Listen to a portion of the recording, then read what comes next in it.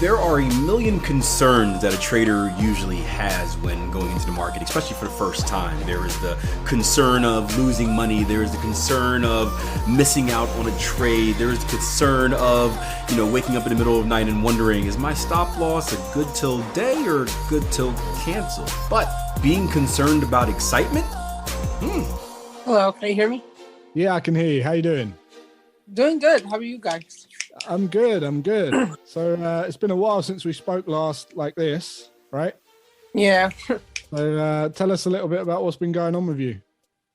So I'm doing actually very great. I finally finished the courses. Actually, I was able to sit down. I made a plan. Instead of kind of going to my day-to-day, like doing one video, what I did was I had to at least go over 3 videos per day, including the weekends, at least take notes on them. And I ended up finishing a couple of days ago. All right. Yeah. Cool. So I'm really excited to, I finally know what I'm going to start with. I'm starting with swing trading first.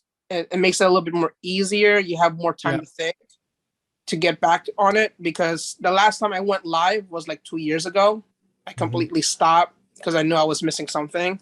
Yeah. And I decided to go with the daily chore strat. Cool. Yeah. So I can't wait to back test. So that's your next step, right? Yes. Amazing.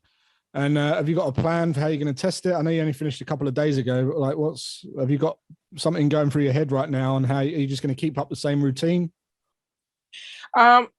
I think I will until I feel like I need to change something more in the routine, but something is working right now. So if ever I feel like something's like not working right, then I'll tweak the routine. But it's going great. I feel like I have the momentum. Cool. So if it's not broke, don't fix it. Yeah. Yeah. Cool.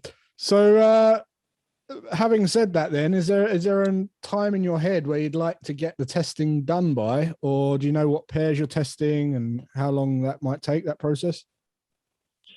Well, what's kind of funny about that is in the videos, I heard that it was like only about approximately 20 hours per pair. But in my head, I feel like it's longer than that. So I'm giving myself like to the end of the year for back testing. Okay. Just because like, I've done the EMAs, but it's something that I still have to get back and used to. Yeah. So I figured that, to get my RAS into it and understand and what I'm looking for, I feel like at the end of the year would probably be best to have the deadline for back testing. And it is my first time back testing. I've never back tested before. No, you're gonna have some ideas as you go through, as Jacob just says. It's like a chicken and egg scenario for a little bit. But having said that, 20 hours is a good benchmark, but you could probably test a pattern in 20 hours, which would take a little bit longer than the daily chore. So the daily chore you might find is a little bit quicker, but as you say, it's your first. So I don't think it'll be longer than 20 hours, put it that way. But I think setting aside the next 6 months to do your testing is a great, really good, realistic approach to do it, and or ensure that you get it done. Is there anything that you're concerned about? Excitement. Right. Yeah. Concerned about getting excited. Yeah, because I've been really itchy to get on the live charts, but I'm trying to make sure that I'm not gonna hop on anything. I want to make sure that I know like the whole plan and make sure that my plan is very, very specific. I've never had a trading plan either. So now this part is kind of like really such a very new environment for me. So I'm making sure that I'm doing step by step and make sure I'm having everything correct first before jumping into it. But the reason I figured it was going to be a little faster because the daily chores seems very simple, but at the same time, like I said, for excitement, I don't want to put like a closed deadline and then be like upset about it. It's kind of like a psychology thing. So making sure I have time. Oh, sorry, Jason. I think you're muted. Sorry. Yeah, I was just saying that you want to lower your expectations, if anything, right? Yeah. Yeah. That's actually what I've learned. Like trying not to have any expectations on getting things done, but having Yeah. a plan to hit Make it. progress. Yeah. Yeah. Yep. Great words. So that's cool.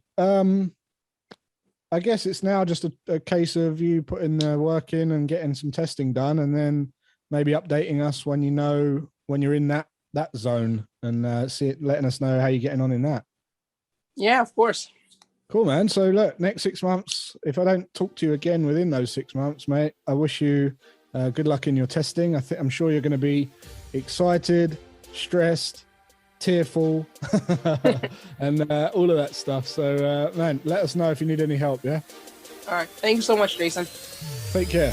Thanks for listening, guys. I hope you guys enjoyed the episode. I love throwing in these interviews every once in a while because it mixes things up. There are a million great podcasts out there who interview other great traders, and I think those are very important episodes to listen to. But I also think there's a lot of importance of listening to people who are currently going through the journey, who may be in the same place in their trading journey as you are, which makes it very relatable. So if you like this type of stuff, if you like the podcast in general, do me a favor, leave me a review. I haven't asked that in a while, but just a couple kind words saying you like the podcast, or maybe saying what you like about the podcast. It's very helpful in us growing this podcast and allowing us to remain one of the top trading podcasts in the world. Thank you.